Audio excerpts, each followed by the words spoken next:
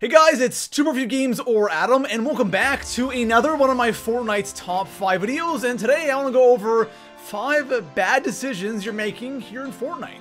So in a game like Fortnite, we're always making these small, little, tiny decisions, and these decisions can be the difference between life and death. They can be as simple as, looting, or a little more complex when you're in gunfights. So in today's video, I want to focus on 5 decisions you might be making that is just really screwing you over here in Fortnite and costing you the game. So since you guys have been so awesome over the last handful of Fortnite's top 5 videos, I want to give away a couple more battle passes here on today's video. So if you're somebody who still hasn't gotten the Season 3 battle pass and you want a chance to win one, all you have to do is drop a like on the video, subscribe to the channel, and let me know right now in the comment section below what platform you play Fortnite on. Also, if you do have a Twitter account, please attach it to your comment. It makes it a ton easier for me to contact you if you do end up winning. And besides all of that, guys, let's go ahead and jump into the 5 bad decisions you're making here in Fortnite. So starting the list off here in the number 5 spot, I want to start off by talking about looting at the beginning of a match. And whenever we start a game of Fortnite, obviously we want to have the best possible loot. We want to have the shields, we want to have the full health, we want to have the good weapons, the the snipers, the gold scars, all that good stuff. But there comes a point where you spend way too much time looting and it turns out to be kind of a bad thing. Finding a decent AR, a couple of shotguns, or a sniper and some shields to use and have in case you take some damage and find some bandages or medkits isn't really all that difficult to find within the first 5 minutes. Sometimes you'll have some bad luck, but on average, you should have no problem finding all of that stuff within the first 5 minutes in the game, especially if you land in a, popular area or place that has a decent amount of spots to loot. But going beyond that and going from area to area, wanting to have as much stuff as possible really is a waste of time, right? Having like 10 mini shields and 2 extra, full shields on top of that, and having chug jugs and gold scars and RPGs, it isn't necessary. And it's kind of a waste if you end up going from place to place, spending all that time getting all that loot, and then you just die and you give all of that to somebody else. Heck, even if you end up winning that game, there's a good chance you won't go through all of those shields and all of those medkits and all that ammo you acquired. So don't spend so much time looting. Get out there, get some kills, loot that way, and also you'll get better at the game. So for the number 4 spot, now I want to talk about looting after killing somebody. Now, I don't want to talk about when you should loot after the kill because we all know you don't want to loot right after killing somebody. What I do want to talk about is when you do eventually end up looting the person you just killed, what do you take? Because we've all had these situations where we are happy with our loadout. We have the weapons we want, we might have some, shields, we might have a chug jug, whatever. We're happy with the slots we currently have, and then we kill somebody, and then they have something else that we really should have, or we really want, and we don't know what to drop. And that's a big issue. We don't want to be standing out in the open right as this person's loot going, what should I drop? I have no idea. Maybe the storm is also closing in on you. We all find ourselves in those situations, so you have to decide really quickly what to drop and what not to drop. For example, one thing that used to happen to me a lot was I would have this perfect loadout. Not a perfect loadout, but it was a loadout that I was overall pretty happy with, and I feel like I could have gotten the win with that loadout. And then I was, progressing throughout the game and I killed somebody, then my man over there dropped the gold RPG. Well, I have to have that gold RPG because it's the gold RPG. The RPG is the most important gun in the game. If you have the RPG, you greatly increase your odds of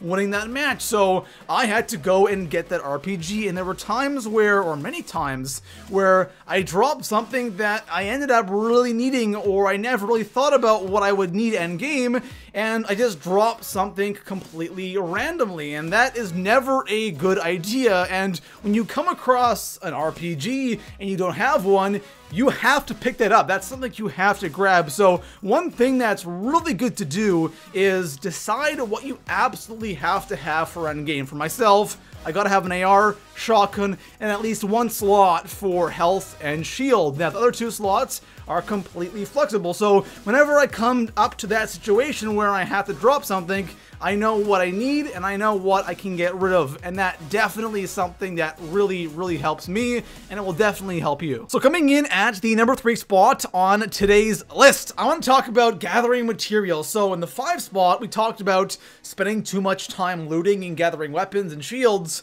For this, spending too much time gathering materials is definitely worse, because when you're spending that much time gathering brick, wood, and steel, you have no time to gather weapons and shields, which you're going to definitely need for that end game. And having maybe one gun definitely isn't that good. And I love referring to these players as material supply drops. There's always times where I'll kill somebody and they had nothing. Like, they had no weapons and no ammo, and I'm like, wow, this guy had absolutely nothing. And then I loot him and I pick up his wood and his brick and his metal, and I'm maxed out on everything. So obviously the guy spent the entire match gathering materials, but he didn't have any weapons to defend himself. If he came into a situation where he got into a gunfight, the guy had nothing, but of course he had 1,000 of each material. Now, of course, it's important to gather material. You're gonna need a decent amount of material to build if you get shot at, or if you get to end game and you happen to not really get that many kills.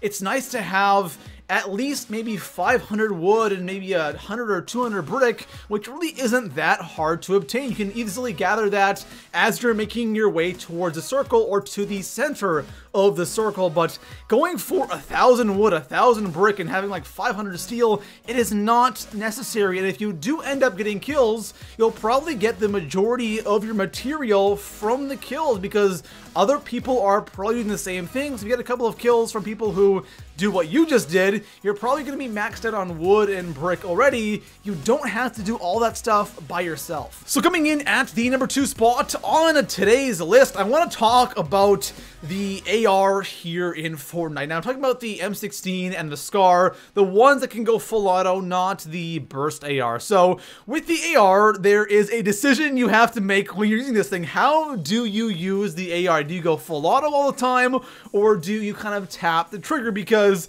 this is a very important thing in Fortnite, because if you're somebody who uses the AR and always goes full auto, doesn't matter what the distance is, you are going to definitely have a lot of issues getting kills. Now, the only time I would say you should really use full auto with the AR is in those close quarter situations when you don't have a shotgun and you're kind of just spraying and praying. But as soon as there is a little bit of range, you should never ever go full auto with the AR. It's kind of weird, because when Fortnite first came out, I would never even think about going full auto with the AR, because heck, I didn't even know you could go full auto with it, because I never even tried that. I would always burst my shots and it was always so effective. But for some weird reason, all of a sudden now, I have noticed that I'm using the AR full auto a lot more than I did in the past. And one thing that I realized is how much this can screw you over. Now, with long range engagements, I think everybody goes burst with the AR. I don't know if there's that many people out there who will actually go full auto. That's the worst thing you can do. But it is in the close to medium range, not close enough for shotguns, but in that close to medium range where I find a lot of people do use the AR full auto, and that is something that just doesn't work. So if you ever find yourself in this situation, in that close to medium range AR battles, always go with the burst. Do not go full auto. If the other guy is going full auto, you'll notice how many shots they end up missing. And if you burst your shots, you aim for the chest, upper head area, you will win that gunfight 9 out of 10 times. So coming in at the number 1 spot on today's list, one of the biggest decisions you're going to make when playing Fortnite has to be, what kind of health slash shield are you going to carry with you? Because when you get to the point where you have full health and you have full shield, you then have to decide, all right, what will I take with me for for when I get into gunfights and my shield goes down, my health goes down,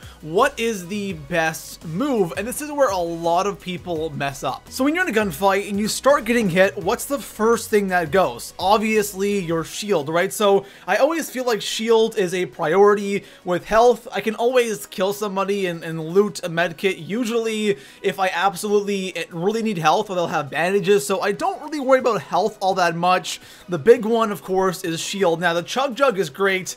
It takes way too long to use, 15 seconds. Not gonna happen. The full shield is nice, takes 5 seconds to use, and it will give you 50 shield, but you can only carry 2 per slot. Now, the king here in Fortnite has to be the mini shield, and this is where people make the big mistake. They actually take the full shield over the minis because, you know, why not? Like, you'd want to take the bigger shield, of course, but the thing is, the full shield takes 5 seconds to use. You can only carry 2 per slot. With the minis, it takes 2 seconds to use each, and you can carry 10 per slot. So that means you can get your shield up to 50 a total of 5 times with just 1 slot. The mini shields are almost overpowered in this game because if you just have a couple of seconds in a gunfight to quickly use a shield, that can give you the edge and end up giving you the kill. So there you have it, guys. Those are 5 bad decisions you're making here in Fortnite Battle Royale. Of course, guys, if you enjoyed these top 5s, you want to see more of them, make sure to hit the sub button, drop a like on the video, and besides that, guys, I'll see you in the next one. Peace out.